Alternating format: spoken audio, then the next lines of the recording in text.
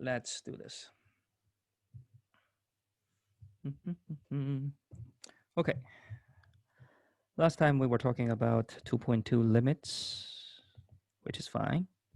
2.3 limit law. Okay. We basically say, hey, we have some building blocks which are super easy.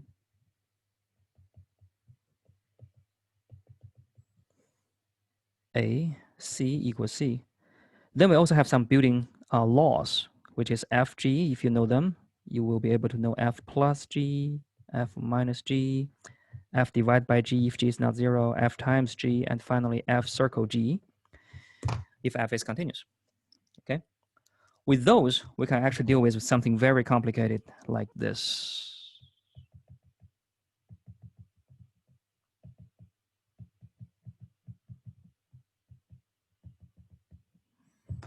Okay. All you need to do is just go stick with the basic and then use the building laws to actually pass your limit eventually into here. And then use this simple fact, you will be able to do everything. Okay. Now, judging by the surface, it's the same. It looks exactly the same as plugging the number in. Okay.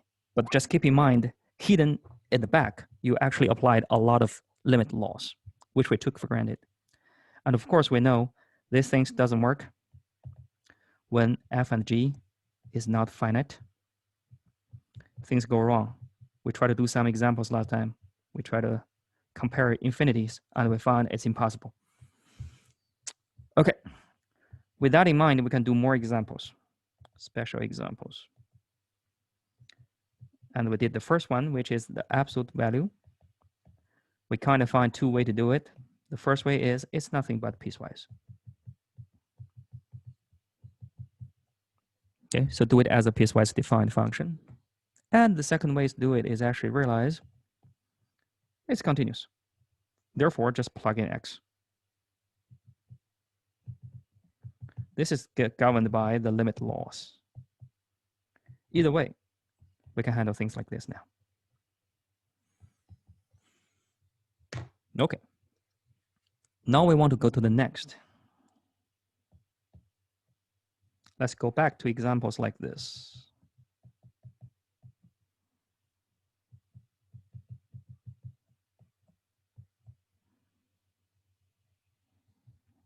Okay. This is where we try to convince everybody. If you plug in 0, you have infinity minus infinity. Therefore, you cannot just simply use the limit laws. That's what we said before.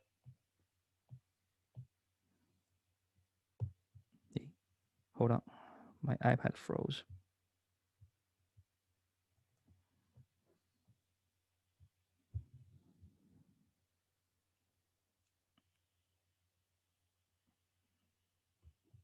Here we go. Okay.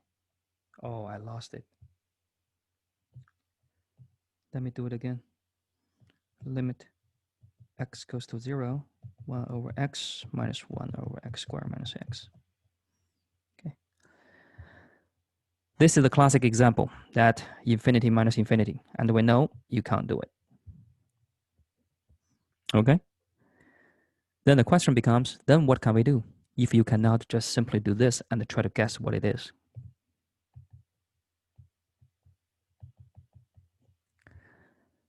Now you need to ask yourself, why can't you just plug in x goes to 0? Because you divide by 0. That means you have some really bad terms here preventing you from plugging in. And then what you want to do is you're hoping the bad terms will be gone by doing some cancellation. Still okay? Okay. Then in order to do that, we will try to create a scenario where we can cancel terms. And we know that scenario has to be a big fraction with some term here and some term here, and they happen to be the same. So we can do this. And hopefully after that, everything works just fine. Good so far? Cool. And then it's settled. Our job is try to write this into a big fraction. And hopefully we can start canceling. Of course, how do you take two fractions and make them the same fraction? Go back to algebra. That is when you do the common denominator.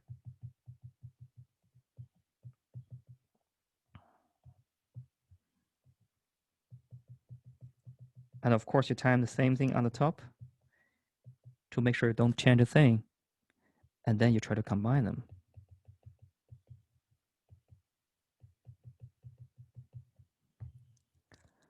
All right. That's step one. Step two, cross your finger and hopefully things cancel out. Good news.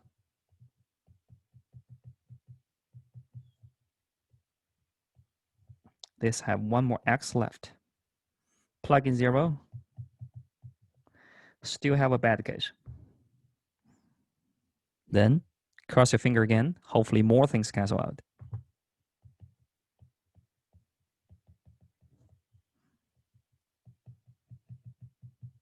Good news is the bottom can be factored out. And then we realize they can be canceled out too.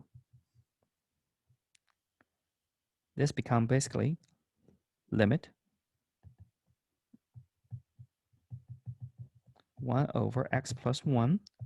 Let's plug in, and it's working.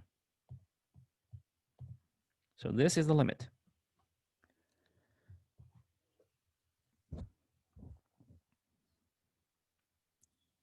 Sounds good? So nothing else but algebra.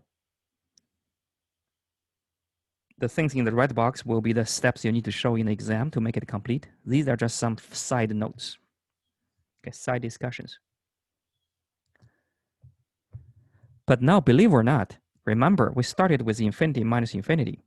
We try to guess what it is. This time, we firmly tells you that this infinity minus this infinity is going to give you 1.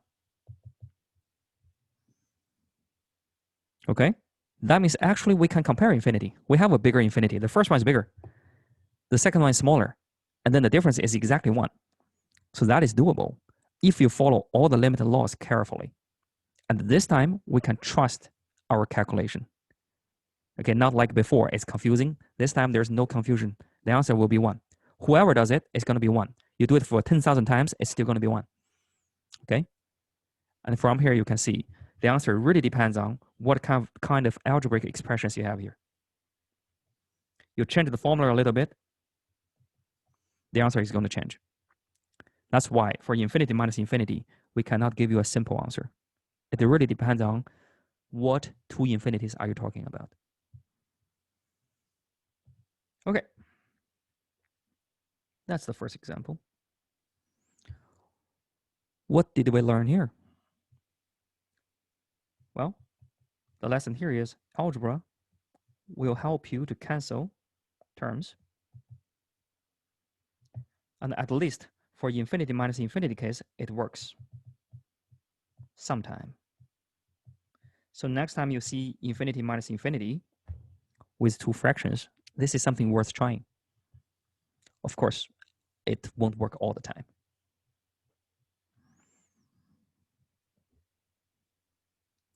Okay. Is everything good with this example?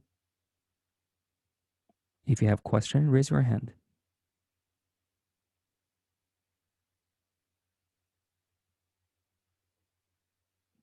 All right, let's move on to the next one. This time, let's do something like this.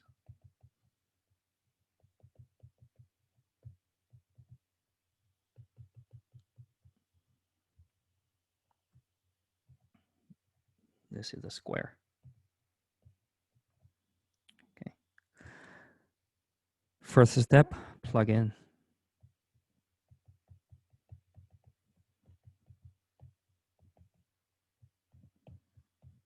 The bottom is clearly 0. The top is going to be 16 plus 9, give you 25. 25, take the square root minus 5, is going to give you 0 over 0. Okay? So, not so easy. Now, what do? We cancel things out. Hopefully, after that, we don't have 0 over 0 case anymore. But here comes the question. Does these two have the common factors? One has a square root, and the other one has something simple, only one factor, x plus 4. Right? Then the only case these two are going to cancel each other is the top also has an x plus 4. But judging by my looking, there's no way I can get x plus 4 from here. It's ridiculous. Okay? Then what shall we do?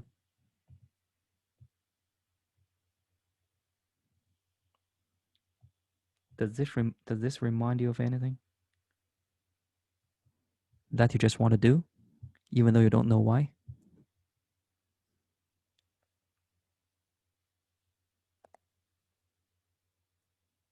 College algebra.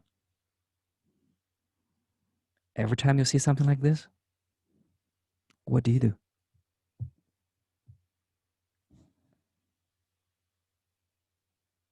Anyone?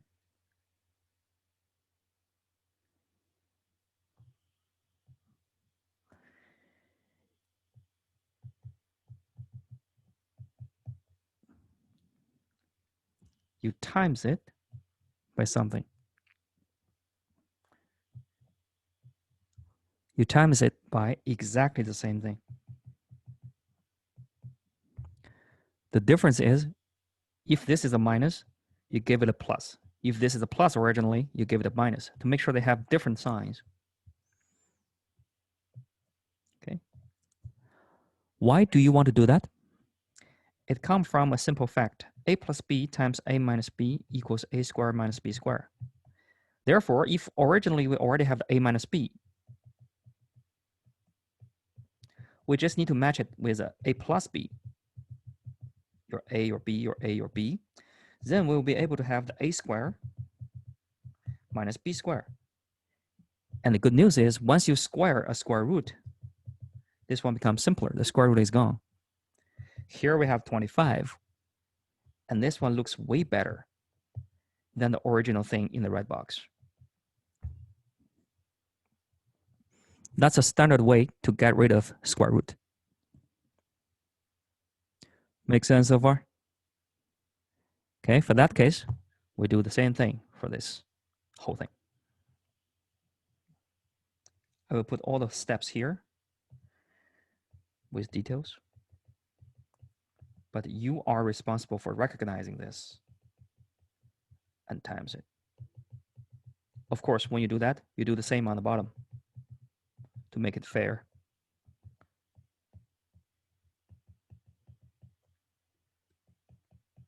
Square root square, it's gone. 5 square is 25. X plus 4 times whatever this is. Looks ugly. Later we will show it doesn't matter.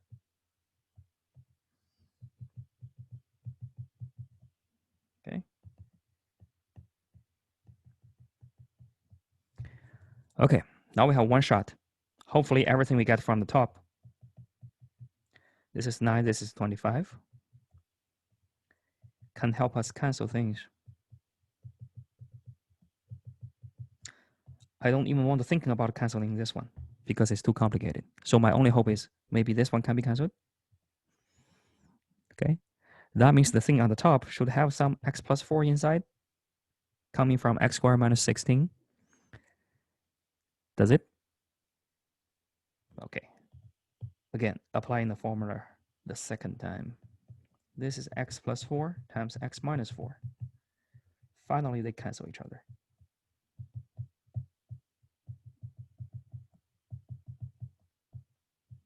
With all the trouble we have went through, we'll end up with something different. We want to plug in again, and hopefully the zero problem is gone. If not, we keep repeating what we want to do. Okay. The top is -8. The bottom is square root of 16 plus 9, which is 25. Before you have 0 because I have -5, but this time I have plus. So done. The answer is -4 over 5.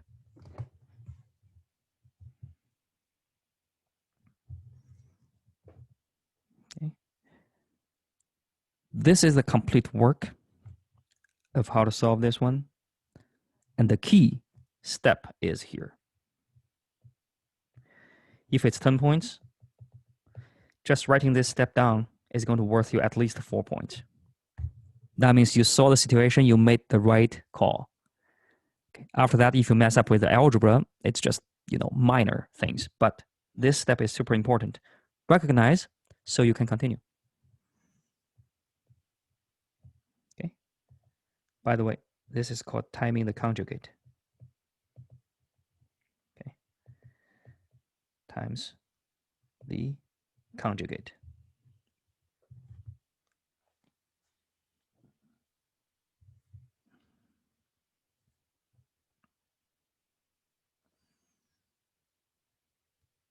Take some time, read this.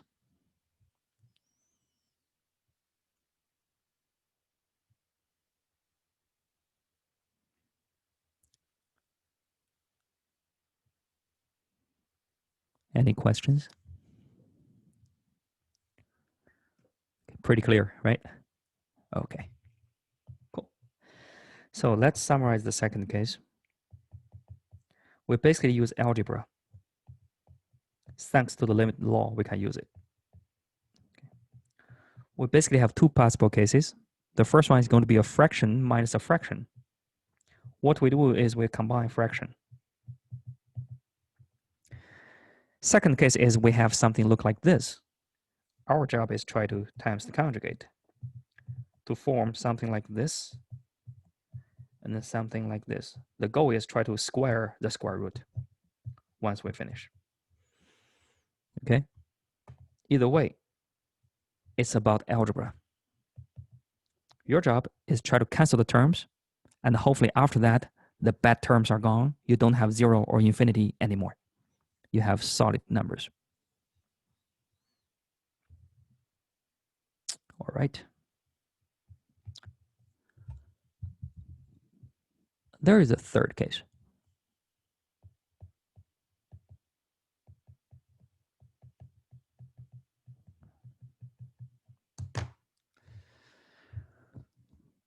What's the limit?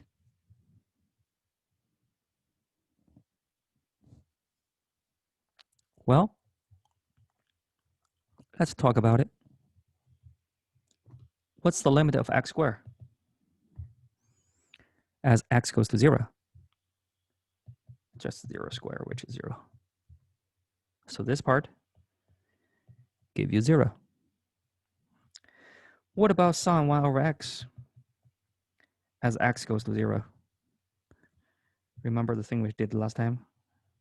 We zoom in, we zoom in, we zoom in, we zoom in, and there's no way we can find anything. Okay, so the answer here is does not exist.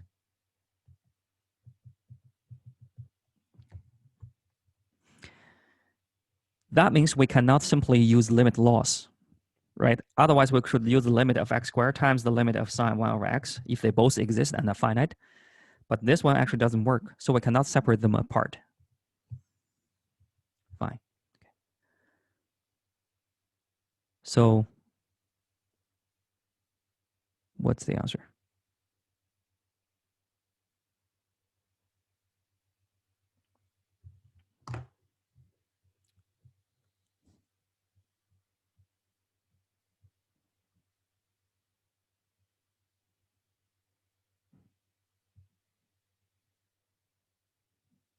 Anyone?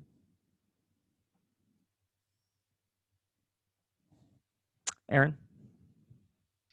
Wouldn't the answer be does not exist, because if you try to multiply something with something else that doesn't exist, it would just be nothing. So your argument is if you have a big chunk, right? This chunk is going to have several small parts.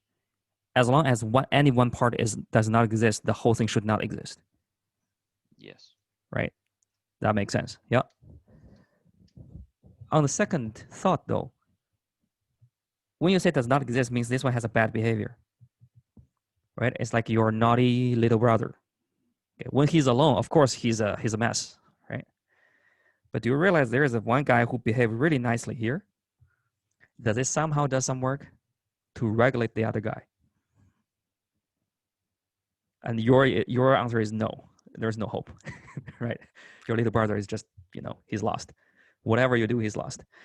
Okay. Who think actually this x squared helps towards extent that maybe this one can't have a limit? Raise your hand, please. Adam, what do you think?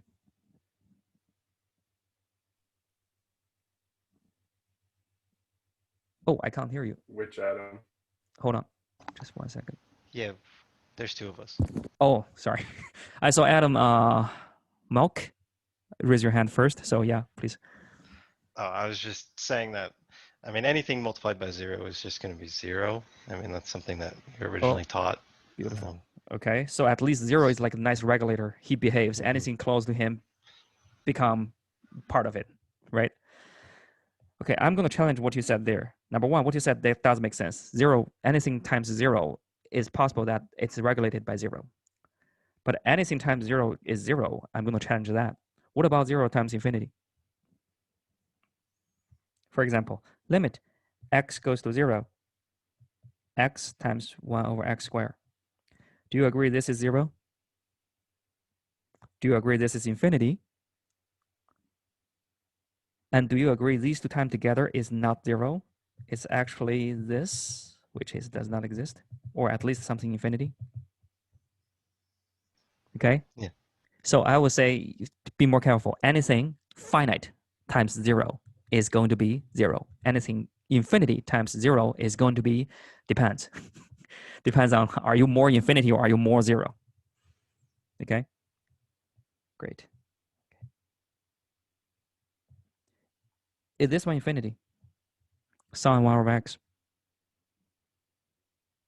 It's not as bad as infinity, right? This one is controlled.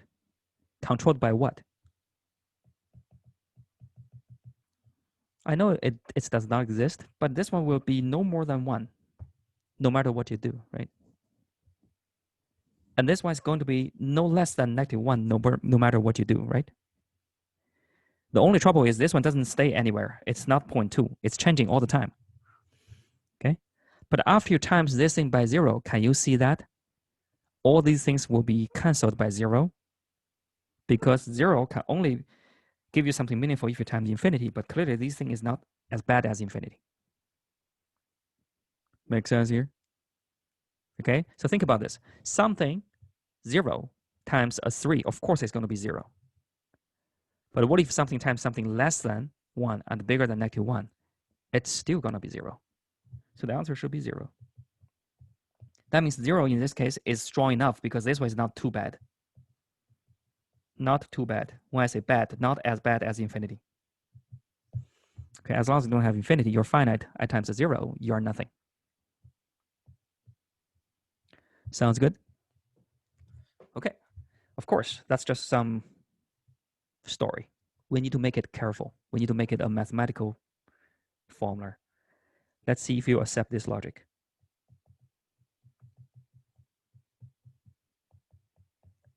Agree?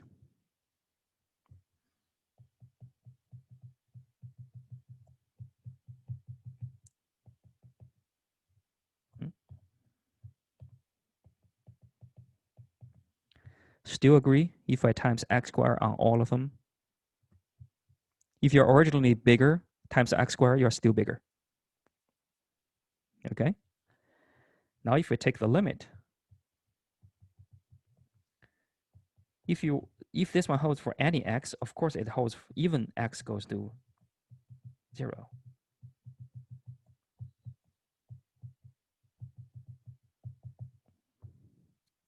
Still okay? Now question, what is the limit on the left, which is smaller than the thing we're looking for? 0. That means no matter what you do, this one is going to be bigger than or equal than 0 because something smaller than you has a limit 0. You are just going to be bigger than that. Okay. What about this part? 0. But remember, this is something bigger than what you're looking for. So what you're looking for should always be smaller than 0. Still okay? Then you have something in the middle who is bigger than 0 or equal, less or equal than 0 at the same time. What's the value? that's the only choice. You have to be 0. Therefore,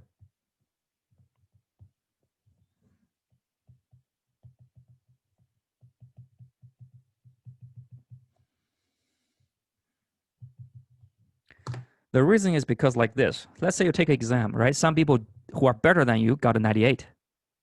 Some people who are worse than you also got a 98. And you're in between. So what's your score? It has to be 98. Right? If the top one is 100%, the bottom one is 95, then what's your score? You're between negative 95 and 100. You're between the worst and the best, of course. But when the worst and the best become the same, then there's no room for you to be anything other than that exact number. Kind of makes sense here? Okay? So this is the process we're trying to take for limits. You take something on the top, you take something on the bottom, and the thing you want is actually in between. And if somehow we can prove the thing on the top actually is the same as the thing on the bottom, then the thing in between has to be here also. And if you give this one a name, I think it makes sense to call it the squeeze theorem, because the top and the bottom squeeze out the answer of your final thing. Sounds good? Okay, so that's the idea by the squeeze theorem. If I'm going to ask you to do this, this will be the complete solution you have to say. The idea is you are looking for something,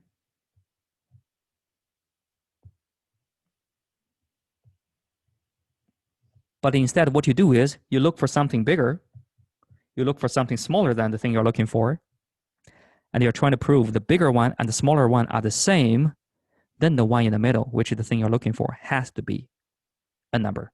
It has to exist. That's the idea. Sounds good? Okay, let me write it down, the squeeze theorem.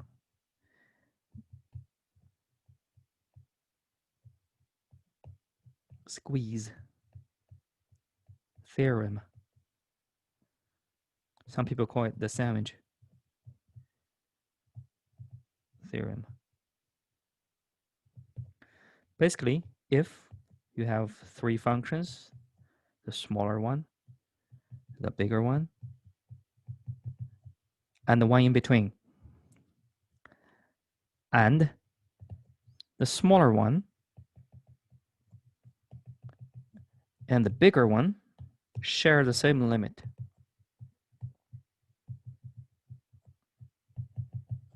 Okay.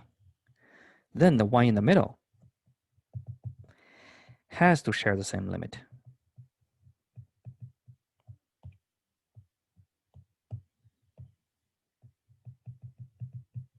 Okay, keep in mind, this is the one at the top, the smaller one, the bigger one.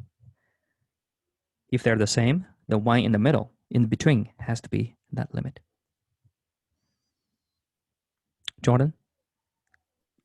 Yeah, so that all makes sense to me. Except can you go up a little bit to where you were? Yeah, right there. How do you know that sine of 1 over x is in between -1 and 1? That's the only question I have. Forget about sine 1 over x, just sine anything. Yeah, so you just know it's okay. I see what you're saying. That's trigonometry, right? Yeah, that makes sense. Okay. That's a very good question, actually. Yeah, thank you. Squeeze theorems works in general as long as you can find f and h, which is the thing smaller and the thing bigger. But the harder part is actually you want the thing smaller and bigger to be simpler so you can find them. And you want them to be the same. Okay? So in our class, actually, you will see the only time you are going to use squeeze theorem is when you see sine and cosine. Make sense here? Because every time you see a sine and cosine, automatically replace it by 1 and the -1, the whole thing become easier. Right? And that's how we are going to use it in our class. In general, squeeze theorem is hard because it's difficult to construct something smaller and bigger and somehow easier than the one in the middle. And they have the same limit. It's hard. But for sine, it's straightforward. Okay? Cool. So let me write down the note. Okay. It usually works for sine and cosine. That also means if you have sine and cosine, you run out of option. maybe give it a try. Okay, and most of the time it's gonna work.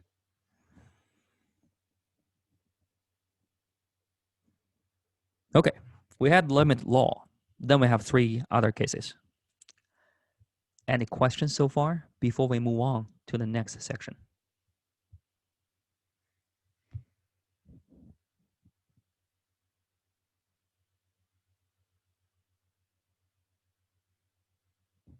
All right. Like I said, I will share all my notes online. The problem here is my notes are not, they are organized, but they have a lot of information which is not necessary. Okay, I write some leading questions here, some side notes there.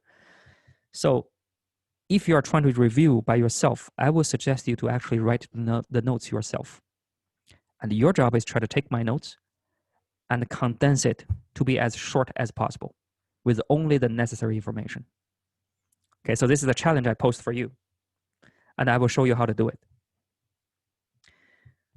Remember 2.2, we talk about 55 minutes. The notes is like 7 or 8 pages.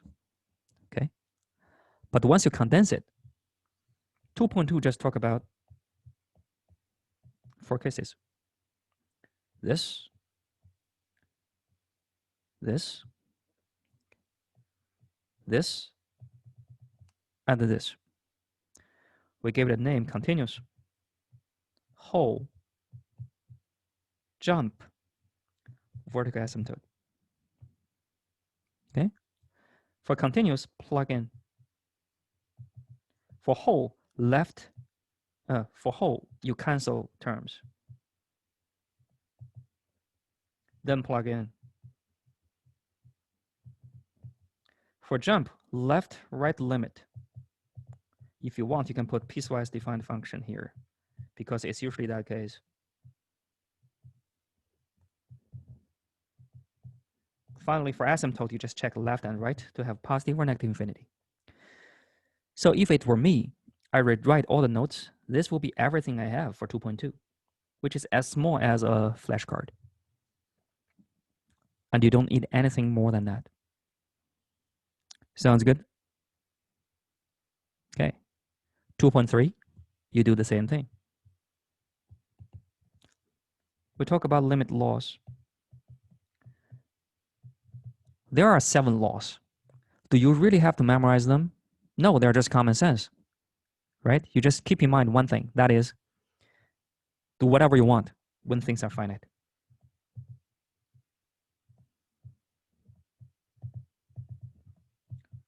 Go crazy. Okay, do whatever you want. Now, we have 3 more cases, which are not even special cases, are just 3 examples of what's going on. And the first one is absolute value. The second one is going to be algebra. 2 common cases are fractions, combined fractions,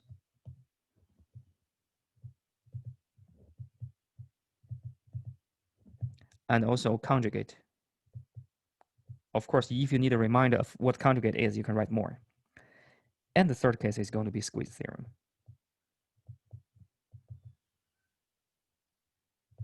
Where you just need to look for sine, cosine, probably for the hour class. That's everything for 2.3. Okay, 2.4, 2.5, 2 point whatever, 3 point whatever. Every single section, after you reread the notes, you should be able to condense it to something as small as this, usually no more than 5 sentences, half a page. Okay, when the whole semester is over, you should do the second time consolidation. You condense each chapter with 8 sections within 1 page. And finally, when you finish all the 4 chapters, you condense all of them into a 2-page summary, which is called Calculus 1. So in this way, I would argue that you are producing something instead of just receiving from me. Instead of following, you actually created something personal. You created something critical. Make sense so far? Okay, so the last thing I want you to get after this class is you had 42 procedures to remember. No, you have some personal way of thinking about things by condensing those kind of information again, again, and again, and finally at a high level. When you are at that level, you will know everything about calculus without even knowing how to do it. Okay, then that's the moment you can start to hire people to do calculus for you, because you know exactly who you should hire and what you should hire them to do. Okay, so if you're looking for something other than just doing some groundwork, you want to be a manager later, you need to start to see the higher level of stuff. And this is how it's done. Try to reproduce everything. Use your own language. Make it shorter. Make it more condensed. Okay. Aaron, I'm going to give it a last try. Okay. Do you have a question from the web work we can go over? Yeah, 2.1, number 2. Okay, so this section is over. Let's say here. And before going to 2.4, let's see. 2.1, problem 2. And what's your question here? I just really like to see one of them, see how it's done, Okay, or like give me some guidance on it. let's see. Let me write it down. 2.1, number 2. There is a point P10 lies on the curve on y equals sine 10 pi over x. Okay. If Q is the point,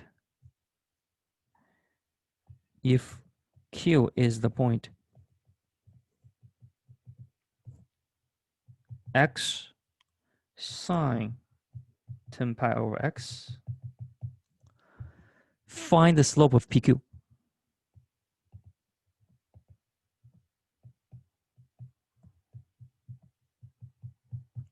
And then for x equals to 1.5 and several points, now I'm going to show you how to find the slope of PQ for x equal to 2. Okay, and you can do the rest yourself. Cool. So what is P? 1, 0. What is Q? X sine 10 pi over x. What is the slope? Slope is going to be this. The y minus y.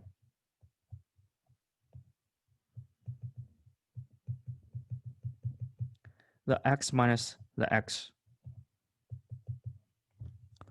That's going to be the slope. Now, what's the slope for x equal to 2? You just put 2 in. Sounds good? Okay. What we're really trying to do is, here is a function. And here is 1, 0. Here's another point Q. The Q can be anything. And now what you're trying to do is you're letting Q change. By x goes closer and closer to 1, and eventually you will have the slope. So that's what they're trying to do. Okay, good. Other questions? Aaron, go ahead. On Friday, you want me to remind you of something that we asked at the end of class? And I don't remember. Me either. I forgot what it was exactly. I think it's 2.2 something. Yeah. Yeah. Give me a second.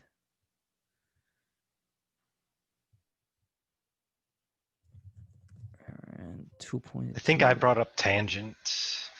Well, I don't remember what we were talking about at the end, but I brought up tangent, the tangent function. Oh. With the asymptote. Shoot. What was it? I couldn't remember. Next time, maybe, yeah, if you could write it down, that would be nice. I think I kind of get what Aaron was saying last time. I need to find it. Oh, I give up. Okay, there are too many. Well, either way, if you guys went back and find the thing, just bring them to class. Next time, if I ask you to remind anything in class, it would be nice if you could just write it down. And just usually it's just like a number, like WebWork 2.211 or something like that, right? Okay, I don't remember, so yeah, let's skip that for now. Are you guys tired already? Do you want to go 5 more minutes? Seriously? Anton, you're on your pillow. And you still want to go on? I'm quite comfortable. Okay. I should say like don't look too comfy because that make me look pathetic. But either way, how about we just call it a day and we start tomorrow? Okay. Yeah, there is a lot going on. And by the way, if you're in any of the halls that they're doing the quarantine, make sure that your health comes first. If there's any trouble to to keep yourself healthy and meanwhile going to the class, just let me know. Okay, we can always figure something out. We're taking the class online and we are doing all the recording, so it's totally fine if you just skip us a few classes, and health comes first. And try to coordinate with your professors too, your other professors. They are very, very helpful, so don't even hesitate to ask. Okay, cool. That's all for today. I will stay here for question, of course. Yeah, Aaron. You got office hours tomorrow, right? 1 to Yes, 2. 1 to 3.